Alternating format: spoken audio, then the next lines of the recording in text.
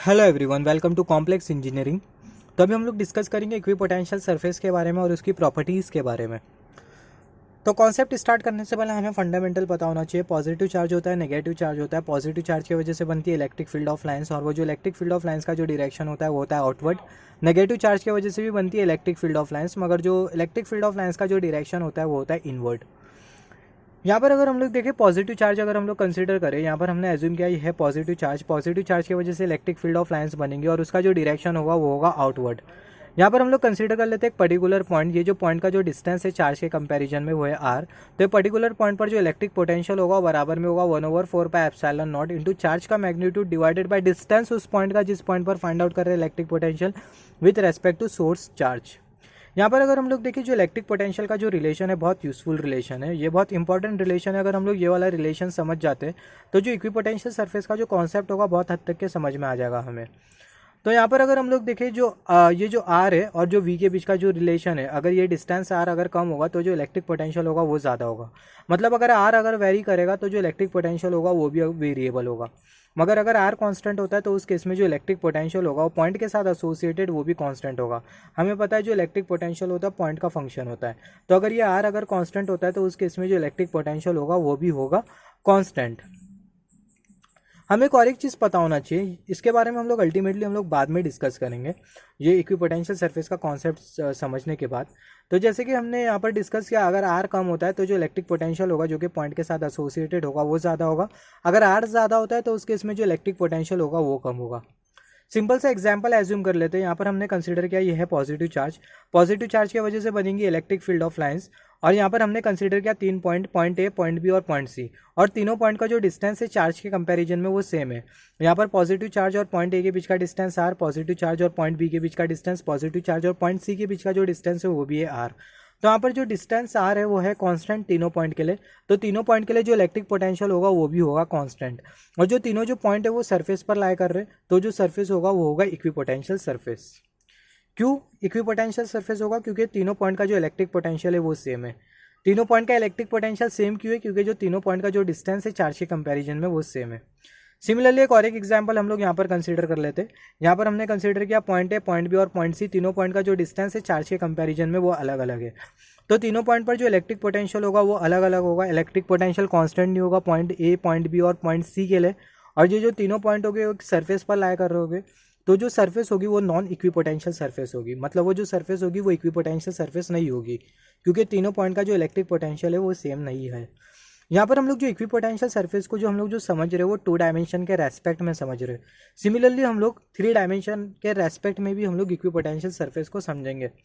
मगर जो equipotential surface अगर फंडामेंटल हमें क्लियर हो जाता है तो आगे की जो चीज़ें होती है बहुत सिंपल हो जाती है। तो इक्विपोटेंशियल सरफेस को अभी हम लोग और डिटेल में समझते हैं। यहाँ पर हमने कंसीडर किया है जो रेड वाला जो रीजन है, ये जो रेड वाला जो रीजन है वो हमें इंडिकेट कर रहा है सरफेस। ये जो रेड वाला जो रीजन है वो हमें इंडिकेट कर रहा है सरफेस। और ये जो रेड वाला जो रीजन है उसके ठीक सेंटर में हमने रखा पॉजिटिव चार्ज।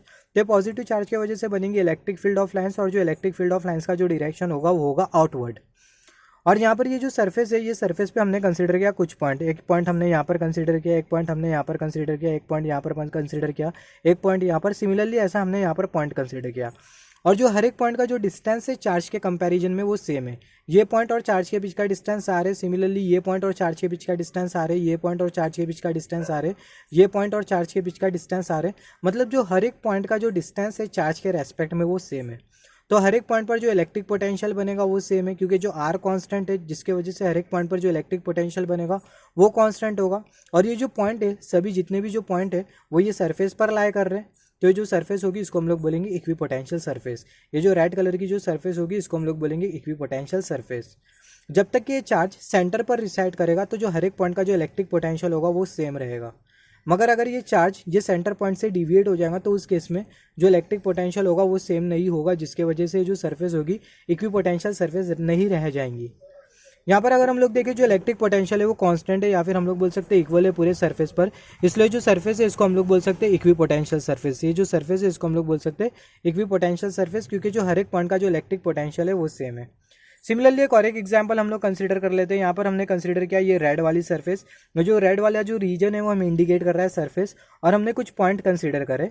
ऐसे तो बहुत सारे पॉइंट हो गए, इनफाइनाइट पॉइंट हो गए, एन नंबर ऑफ पॉइंट हो गए, मगर कॉन्सेप्ट को समझने के लिए हम लोग कुछ ही पॉइंट कंसीडर करें। ऐसे हमने यहाँ पर पॉइंट्स कंसीडर करे और यहाँ पर हमने ठीक सेंटर में एक चार्ज प्लेस किया, तो पॉजिटिव चार्ज की वजह से बनेगी electric field of lines, direction होगा आउटवर्ड। तो यहाँ पर अगर हम लोग देखें हर एक पॉइंट का जो डिस्टेंस होगा चार्ज के कंपैरिजन में वो सेम होगा। हर एक पॉइंट का जो डिस्टेंस होगा चार्ज के कंपैरिजन में वो सेम होगा। डिस्टेंस सेम होने की वजह से हर एक पॉइंट का जो इलेक्ट्रिक पोटेंशियल होगा वो सेम होगा, जिसके वजह से जो सरफेस होगी ये सरफेस होगी इक्विपोटेंशियल सरफेस। यहाँ पर अगर हम लोग देखें जो आर है वो कांस्टेंट है हर एक पॉइंट के लिए, R is constant for each and every point, hence potential is constant और equal over the entire surface, इसलिए जो सरफेस होगी इसको हम लोग बोल सकते हैं इक्विपोटेंशियल सरफेस। मगर यहाँ पर अगर हम लोग देखें ये वाली जो इक्विपोटेंशियल सरफेस होगी इसका जो मैग्नीट्यूड होगा वो कम होगा, और ये वाली जो इक्विपोटेंशियल सरफेस होगी इसका जो मैग्नीट्यूड होगा वो ज़्यादा होगा। उसका रीज़न ये कि अगर हम लोग देखें ये वाली इक्विपोटेंशियल सरफेस के जो हर एक पॉइंट है वो चार्ज के कंपैरिजन में वो ज़्यादा डिस्टेंस पर है। अगर पॉइंट चार्ज के कंपैरिजन में अगर ज़्यादा डिस्टेंस पर होता है तो उस केस में जो इलेक्ट्रिक पोटेंशियल होता है वो कम होता है, वो पॉइंट के साथ एसोसिएटेड। सिमिलरली यहाँ पर अगर हम लोग देखें जो हर एक पॉइंट है वो चार्ज के कंपैरिजन में कम डिस्टेंस पर है। कम डिस्टेंस पर होने की वजह से जो इलेक्ट्रिक पोटेंशियल होगा हर एक पॉइंट के साथ एसोसिएटेड वो ज़्यादा होगा, जिसके वजह से ये वाली जो इक्विपोटेंशियल सरफेस होगी उसका मैग्नीट्यूड ज़्यादा होगा, ये वाली इक्विपोटेंशियल सरफेस का जो मैग्नीट्यूड होगा वो कम होगा। ये दोनों इक्विपोटेंशियल सरफेस को हमने यहाँ पर कुछ इस तरीके से ड्रॉ किया। ये छोटी वाली जो इक्विपोटेंशियल सरफेस है इसको हम लोग मान लेते हैं ये 17 वोल्ट की है, और ये जो बड़ी वाली जो इक्विपोटेंशियल सरफेस है इसको हम लोग मान लेते हैं 14 वोल्ट की है। यहाँ पर जो 17 वोल्ट और जो 14 वोल्ट है इसको हमने रफ एग्जाम्पल कंसिडर किया है। ये 17 वोल्ट और जो 14 वोल्ट है उसको हमने रफ एग्जाम्पल कंसिडर किया है, और यहाँ पर हमने कंसिडर किया सेंटर में एक positive charge, unit positive charge.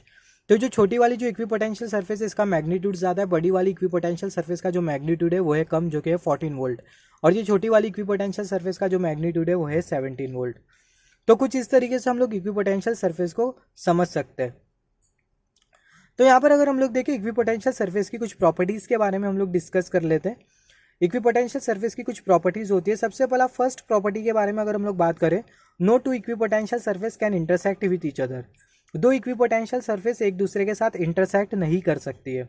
तो इसको समझने से पहले हमें पता होना चाहिए इलेक्ट्रिक पोटेंशियल के बारे में। जो इलेक्ट्रिक पोटेंशियल होता है वो पॉइंट के साथ एसोसिएटेड होता है, और जो इलेक्ट्रिक पोटेंशियल होता है उसकी एक ही वैल्यू होती है। जो इलेक्ट्रिक पोटेंशियल होता है वो पॉइंट के साथ एसोसिएटेड होता है, और जो इलेक्ट्रिक पोटेंशियल है उसकी एक ही वैल्यू होती है। तो यहाँ पर अगर हम लोग देखें इलेक्ट्रिक पोटेंशियल की एक ही वैल्यू होती है और पॉइंट के साथ एसोसिएटेड होता है, ये हमें अच्छी तरीके से पता होना चाहिए इलेक्ट्रिक पोटेंशियल के बारे में। हम लोग मान लेते हैं इक्विपोटेंशियल सरफेस एक दूसरे के साथ इंटरसेक्ट कर रही है। यहाँ पर हमने कंसीडर किया छोटी वाली इक्विपोटेंशियल सरफेस, यहाँ पर हमने कंसीडर किया बड़ी वाली इक्विपोटेंशियल सरफेस, और ये पर्टिकुलर पॉइंट है जहाँ पर ये दोनों इक्विपोटेंशियल सरफेस इंटरसेक्ट कर रही है। तो यहाँ पर दो इलेक्ट्रिक पोटेंशियल बनेगा, 7 वोल्ट का और 14 वोल्ट का, ये पॉइंट के साथ एसोसिएटेड। मगर ऐसा नहीं हो सकता है, ऐसा इम्पॉसिबल है, क्योंकि हमें पता है एक पर्टिकुलर पॉइंट के साथ एक ही इलेक्ट्रिक पोटेंशियल एसोसिएट हो सकता है, या फिर हम लोग बोल सकते हैं एक पर्टिकुलर पॉइंट के साथ जो इलेक्ट्रिक पोटेंशियल की जो वैल्यू है वो एक ही हो सकती है, या तो 7 वोल्ट या फिर 14 वोल्ट। और यहाँ पर अगर हम लोग देखें यहाँ पर हमें दो वैल्यू मिल रही है जो कि इम्पॉसिबल है। तो इसलिए जो इलेक्ट्रिक इक्विपोटेंशियल सरफेस होती है वो एक दूसरे के साथ इंटरसेक्ट नहीं कर पाती है। जैसे कि मैग्नेटिक फील्ड ऑफ लाइंस में हमने देखा था, इलेक्ट्रिक फील्ड ऑफ लाइंस में हमने देखा था कि मैग्नेटिक फील्ड ऑफ लाइंस जो होती है वो एक दूसरे के साथ इंटरसेक्ट नहीं करती है। अगर वो एक दूसरे के साथ अगर इंटरसेक्ट करे तो एक ही पॉइंट पर हमें मैग्नेटिक फील्ड ऑफ लाइंस के दो डायरेक्शन मिल जाएंगे, जो कि नहीं होता। सिमिलरली यहाँ पर भी वही कंडीशन हम लोग अप्लाई कर सकते हैं, एक पॉइंट पर हमें दो इलेक्ट्रिक पोटेंशियल की वैल्यू नहीं मिल सकती।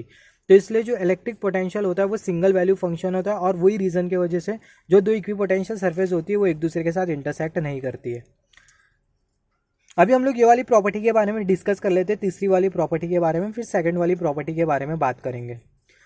तीसरी वाली जो प्रॉपर्टी हमें ये बोलती है, no work done is required in moving a charge in an equipotential surface. Equipotential surface में जो वर्क डन होता है वो जीरो होता है। तो वर्क डन कैसा जीरो होता है इसके बारे में हम लोग डिस्कस कर लेते हैं। यहाँ पर अगर हम लोग देखें, यहाँ पर एक बहुत इंपॉर्टेंट कॉन्सेप्ट है, ये हमें पता होना चाहिए इलेक्ट्रोस्टैटिक में, स्टैटिक इलेक्ट्रिसिटी में। इनफैक्ट जब हम लोग करंट इलेक्ट्रिसिटी के बारे में डिस्कस करेंगे तभी भी हमें ये जो कॉन्सेप्ट के बारे में बहुत अच्छी तरीके से पता होना चाहिए। हम लोग कंसिडर कर लेते हैं ये है पॉइंट ए और ये है पॉइंट बी। ये जो पॉइंट ए का जो इलेक्ट्रिक पोटेंशियल है वो है वी सबस्क्रिप्ट ए, और पॉइंट बी का जो इलेक्ट्रिक पोटेंशियल है वो है वी सबस्क्रिप्ट बी। अगर ये दोनों पॉइंट के बीच में अगर इलेक्ट्रिक पोटेंशियल डिफरेंस अगर एग्जिस्ट करेगा तो जो चार्ज होगा पॉइंट ए से पॉइंट बी की तरफ फ्लो कर पाएगा। अगर ये दोनों पॉइंट के बीच का अगर इलेक्ट्रिक पोटेंशियल डिफरेंस अगर जीरो होता है तो जो चार्ज होगा पॉइंट क्यू से पॉइंट ए से पॉइंट बी की तरफ नहीं मूव कर पाएगा। मान लेते हैं दोनों पॉइंट का जो इलेक्ट्रिक पोटेंशियल डिफरेंस है वो है zero. Electric potential difference zero है, इसका मतलब ये जो पॉइंट है और जो पॉइंट बी है दोनों का इलेक्ट्रिक पोटेंशियल सेम है। तो जो पॉइंट ए का जो इलेक्ट्रिक पोटेंशियल है उसको हमने शो किया था वी सब्सक्रिप्ट ए से, तो ये बराबर में होगा 7 वोल्ट का। सिमिलरली जो पॉइंट बी का जो इलेक्ट्रिक पोटेंशियल है वी सब्सक्रिप्ट बी वो भी 7 वोल्ट का होगा। तो दोनों के बीच का जो इलेक्ट्रिक पोटेंशियल डिफरेंस होगा वी ए बी वो बराबर में होगा V A minus V B. 7 minus 7 zero हो जाएगा, तो दोनों पॉइंट के बीच का जो इलेक्ट्रिक पोटेंशियल डिफरेंस होगा वो होगा जीरो। तो दोनों पॉइंट के बीच का अगर इलेक्ट्रिक पोटेंशियल डिफरेंस अगर जीरो होता है तो पूरे प्रोसेस में जो वर्क डन होगा, जब चार्ज पॉइंट ए से पॉइंट बी की तरफ मूव करेगा तो पूरे प्रोसेस में जो वर्क डन होगा वो होगा जीरो। तो जो वर्क डन होता है बराबर में होता है चार्ज का मैग्नीट्यूड और दो पॉइंट के बीच का इलेक्ट्रिक पोटेंशियल डिफरेंस। अगर दो पॉइंट के बीच का इलेक्ट्रिक पोटेंशियल डिफरेंस ही अगर जीरो हो जाए तो जो वर्क डन होगा वो हो जाएगा जीरो। ये वर्क डन कौन करेगा? ये जो वर्क डन होगा वो इलेक्ट्रोस्टैटिक सिस्टम करेगा, या फिर बोल सकते हैं इलेक्ट्रिक सिस्टम करेगा। तो जो वर्क डन होगा वो होगा जीरो अगर दो पॉइंट के बीच का इलेक्ट्रिक पोटेंशियल डिफरेंस अगर जीरो होता है। तो इलेक्ट्रिक पोटेंशियल डिफरेंस क्यों जीरो होता है? क्योंकि दो पॉइंट के बीच का जो इलेक्ट्रिक पोटेंशियल होता है वो सेम होता है। अभी आ जाते हैं इक्विपोटेंशियल सरफेस के ऊपर। इक्विपोटेंशियल सरफेस में दो पॉइंट के बीच का जो इलेक्ट्रिक पोटेंशियल होता है वो सेम होता है। मान लेते हैं ये पॉइंट है और ये पॉइंट भी, दोनों के बीच का जो इलेक्ट्रिक पोटेंशियल होगा वो सेम होगा, जिसके वजह से दोनों के बीच का इलेक्ट्रिक पोटेंशियल डिफरेंस सेम होगा। इलेक्ट्रिक पोटेंशियल डिफरेंस जो होगा वो हो जाएगा जीरो। ये दो पॉइंट का इलेक्ट्रिक पोटेंशियल सेम होने की वजह से दोनों के बीच का जो इलेक्ट्रिक पोटेंशियल डिफरेंस होगा वो हो जाएगा zero. Electric potential difference zero होने की वजह से जो वर्क डन होगा वो होगा जीरो। तो इक्विपोटेंशियल सरफेस में जो वर्क डन होता है वो होता है जीरो। सिमिलरली तीसरी प्रॉपर्टी के बारे में डिस्कस कर लेते हैं, आई मीन सेकंड प्रॉपर्टी के बारे में। Electric field is always normal to the equipotential surface. मतलब जो इलेक्ट्रिक फील्ड होती है वो इक्विपोटेंशियल सरफेस के साथ हमेशा परपेंडिकुलर होती है, या फिर हम लोग बोल सकते हैं 90 डिग्री का एंगल बनाती है। यहाँ पर अगर हम लोग ये वाला एग्जाम्पल कंसिडर करें, ये रेड कलर का जो रीजन है वो हमें इंडिकेट कर रहा है इक्विपोटेंशियल सरफेस, और यहाँ पर हमने कंसिडर किया इलेक्ट्रिक फील्ड ऑफ लाइंस। तो जो इलेक्ट्रिक फील्ड होगी ये इक्विपोटेंशियल सरफेस के साथ परपेंडिकुलर होगी, 90 डिग्री का एंगल बनाएंगी। तो ऐसा क्यों होता है इसके बारे में हम लोग डिस्कस कर लेते हैं। तो हमें पता है, कंसीडर कर लेते हैं हम लोग एक इलेक्ट्रिक सिस्टम कंसीडर कर लेते हैं। इलेक्ट्रिक फील्ड हमने यहाँ पर कंसीडर किया, यहाँ पर हमने कंसीडर किया ये है पॉइंट ए और ये है पॉइंट बी। पॉइंट ए पे हमने रखा यूनिट पॉजिटिव चार्ज। जो पॉइंट ए का जो इलेक्ट्रिक पोटेंशियल है उसको हम लोग शो कर सकते हैं वी सब्सक्रिप्ट ए से। पॉइंट बी का जो इलेक्ट्रिक पोटेंशियल है उसको हम लोग शो कर सकते हैं वी सब्सक्रिप्ट बी से। पॉइंट बी का जो इलेक्ट्रिक पोटेंशियल है वो है वी सब्सक्रिप्ट बी। और पॉइंट ए पे हमने रखा यूनिट पॉजिटिव चार्ज। तो बेसिकली होगा क्या, ये यूनिट पॉजिटिव चार्ज के ऊपर लगेगा इलेक्ट्रोस्टैटिक फोर्स, और वो जो इलेक्ट्रोस्टैटिक फोर्स होगा वो डिपेंड करेगा चार्ज का मैग्नीट्यूड कितना और इलेक्ट्रिक फील्ड इंटेंसिटी कितनी है। तो ये फोर्स की वजह से होगा क्या, ये जो चार्ज होगा वो डिस्प्लेस करेगा, और ये जो चार्ज का जो डिस्प्लेसमेंट होगा पॉइंट ए से पॉइंट बी की तरफ होगा, और वो जो डिस्प्लेसमेंट वेक्टर है उसको हमने शो किया एस वेक्टर से। तो पूरे प्रोसेस में जो वर्क डन होगा वो जो वर्क डन होगा बराबर में होगा फोर्स का मैग्नीट्यूड कितना है डॉटेड विद डिस्प्लेसमेंट वेक्टर। यहाँ पर अगर हम लोग देखें जो वर्क डन होगा बराबर में होगा चार्ज का मैग्नीट्यूड कितना है, जो वर्क डन होगा बराबर में होगा फोर्स का मैग्नीट्यूड कितना और डॉटेड विद डिस्प्लेसमेंट वेक्टर।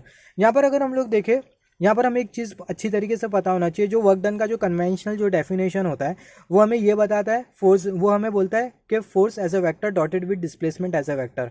मतलब जो वर्क डन होता है वो बराबर में होता है फोर्स और डिस्प्लेसमेंट के डॉट प्रोडक्ट के। मगर जब हम लोग इलेक्ट्रोस्टैटिक सिस्टम कंसिडर करेंगे तो उस केस में जो इलेक्ट्रिक सिस्टम जो वर्क डन करेगा, इलेक्ट्रिक सिस्टम जो वर्क डन करेगा वो जो वर्क डन होगा वो डिपेंड करेगा चार्ज का मैग्नीट्यूड कितना और दो पॉइंट के बीच का इलेक्ट्रिक पोटेंशियल डिफरेंस कितना है। और हमारा जो कन्वेंशनल डेफिनेशन होता है वो होता है फोर्स और डिस्प्लेसमेंट का डॉट प्रोडक्ट। मगर इलेक्ट्रिक सिस्टम के केस में या फिर इलेक्ट्रोस्टैटिक के केस में जो इलेक्ट्रिक सिस्टम जो वर्क डन करेगा वो डिपेंड करेगा चार्ज का मैग्नीट्यूड और दो पॉइंट के बीच का इलेक्ट्रिक पोटेंशियल डिफरेंस। तो यहाँ पर अगर हम लोग देखें जो वर्क डन होगा बराबर में होगा फोर्स और डिस्प्लेसमेंट के डॉट प्रोडक्ट के। तो यहाँ पर अगर हम लोग देखें जो फोर्स है वो इतना है, चार्ज का मैग्नीट्यूड और इलेक्ट्रिक फील्ड इंटेंसिटी, चार्ज का मैग्नीट्यूड और electric field intensity dotted with displacement vector.